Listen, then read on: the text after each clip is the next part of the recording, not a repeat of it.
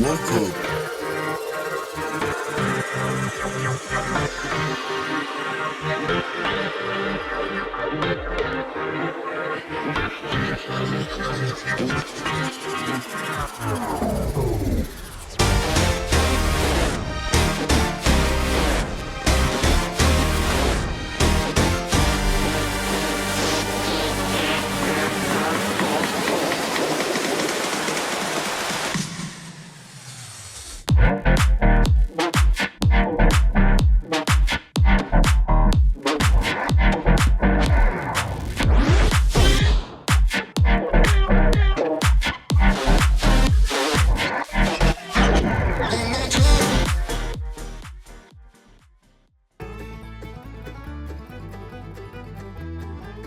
Welcome to the Everything Podcast. I am your host, Chuck Manity.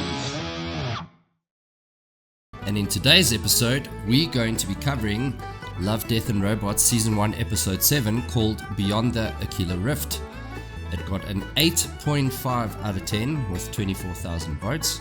So it's a really good episode that people really like.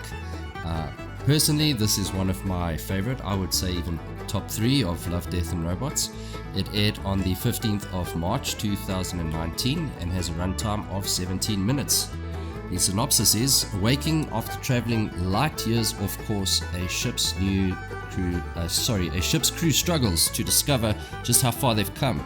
The directors are Gabrielle Piniccioli, Dominique Boyden and Leon Borelli. The writers are Alistair Reynolds, Philip Gillette and Tim Miller. And then the stars of the episode is Henry Douthwaite as Tom, Madeleine Knight as Greta, Rebecca Bennettvala as Susie, Delroy Brown as Ray, and Graham Fox as the dispatch voice.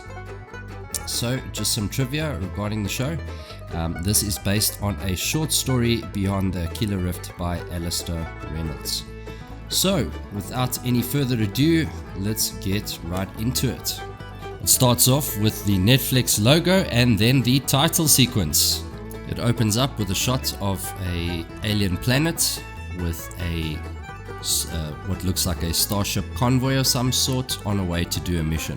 What you see is a giant robot creating a portal for the space convoy to go through, and they obviously go through that at light speed to get to wherever the mission is going to be.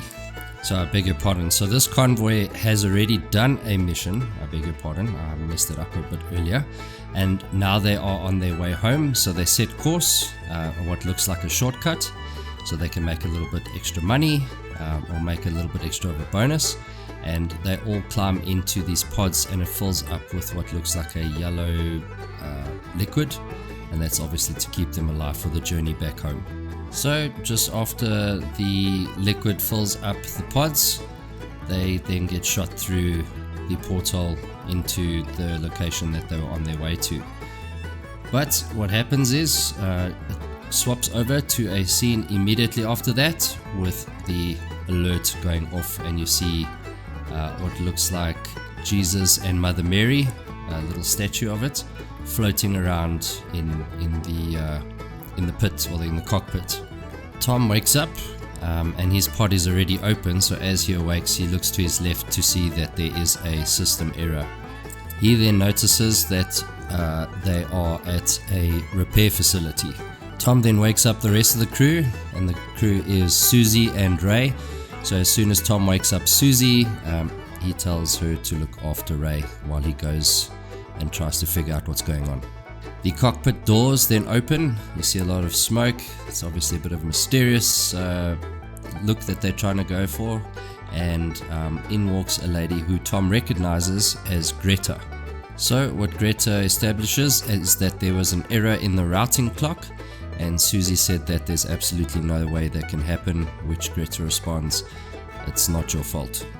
Greta informs the crew that they're in a sector called Shadar, which is light years and light years away from where they need to be. Susie then has what looks like a mental breakdown, but then passes out. So they put Susie back into the pod, and Greta says it's better that they are asleep. Greta says the engineers are going to take a look at the ship. They're going to be there for a few weeks, but she said to him that he needs to relax and just enjoy the few weeks that he's going to be there with her. Tom is busy drinking whiskey, looking out at space. It's quite a pretty view, even considering that it's mostly rocks and lighting. But Greta asks him if he's enjoying the view. Tom doesn't reply, but you do notice that Greta comes in with a very, very provocative dress. Greta says that it's fate that Tom has found her, and maybe it's written in the stars. Greta and Tom have a conversation about a fling that they'd previously had 4 years previously, and Greta makes mention that she's very happy to see him. Tom makes mention that he wished that he had stayed there with her, and then you hear the music swelling, and as the music goes in, it swaps into a scene where there is a bit of lovemaking happening. After the lovemaking scene, you see Tom and Greta on the bed, and then they start having a conversation. In the conversation, Greta comes clean and she says to Tom that the routing system had taken them a lot further out from what she had initially led on, so she lied to Tom. She then lets Tom know exactly how far he is away from Earth, and it's 150,000 light years away. He asks how much time has gone by. She said in subjective time, so where they were in the pods was a few months, but back on Earth it was a few hundred years already that has gone by. Obviously you can see Tom's in a state of panic at this point, and she says to him that even if they had tried or to take a ship and make a course to Earth, that they'd never make it. Just looking at the artwork and so on, or the CGI on this, it is absolutely brilliant. Just have to point that out. And just another note, Tom does remind me a lot of Hugh Jackman, just saying. Tom then goes to the pods to wake up Susie and Ray, but only at the Susie is the only one awake at this point, and you see Ray in the background still in his pod. Tom then asks Susie what is the last thing that she remembers. So Susie says the things that she remembers is some guys at Archangel before they left, and then dreams, and then she says dreams like this. She obviously recognizes Greta, and she looks in a state of panic. Susie is freaking out at this point, and she's saying that that's not Greta, so that's what she's telling Tom. Susie screams to Tom to look at her, saying that it's not her, that he must look at her. And then she grabs a weapon out of Greta's hands and starts attacking Greta. She makes a little cut on Greta's neck, but Greta injects her with a sleep agent. Tom then looks, they're sitting in the same bed, well, their bed, and Tom looks at Greta's neck where she was cut, and it's completely healed already. Tom then says to Greta that Susie's right, you're not really Greta, are you? So he asks her the question, and you see her eyes open up because she's facing away from him. Greta then says that she opens up to Tom and says that he's still sleeping in his pod, and the whole thing that he's seeing is a simulation of the ship and everything else. She then tells him that most of the stuff she said was true. He did land up where she said he was, beyond the Aquila rift. She said that there is a station here, it's just different. He then asks who's feeding him this fake reality, and Greta responds that she is.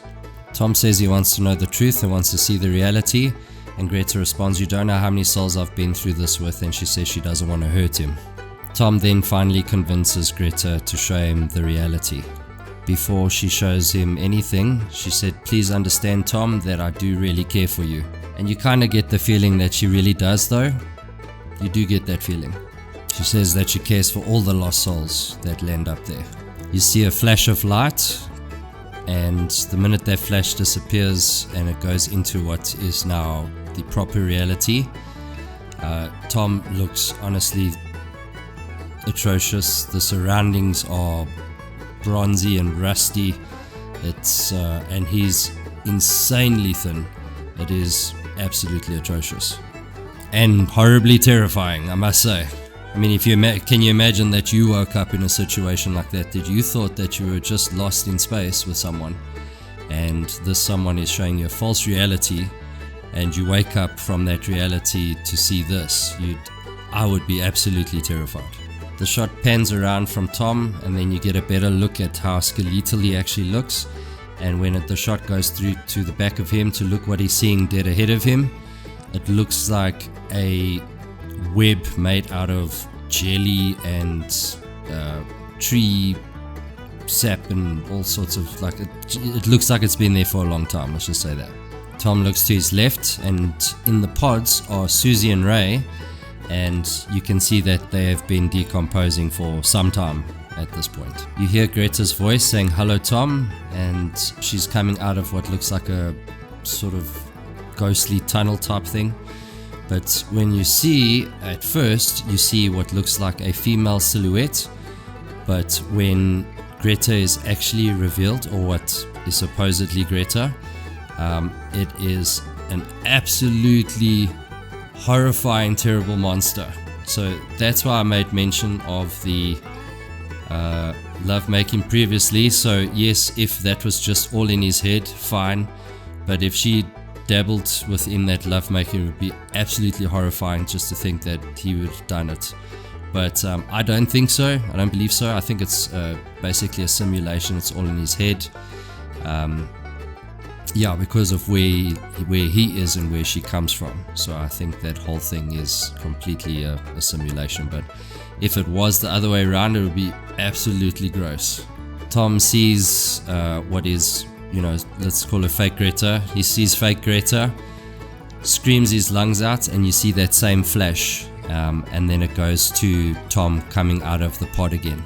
So as Tom wakes up from the pod, it basically just rehashes again, and with the dialogue that's happening, it looks like his memory's been erased, and she's going to try again to keep him within that simulation so he doesn't actually see the horror that he's living in. So that's where you kind of believe, okay, Greta does, or fake Greta, whoever she is, really does care about him, because the dialogue I'm talking about is as soon as he sees him, he goes, "Greta, is that you?" And he looks surprised again. So obviously there's been a memory wipe of some sort, and I think Greta's trying to get him into a place and just keep trying to keep him comfortable so he doesn't see the absolutely horrifying reality that he is actually in. So the dialogue is very similar to the initial time they met.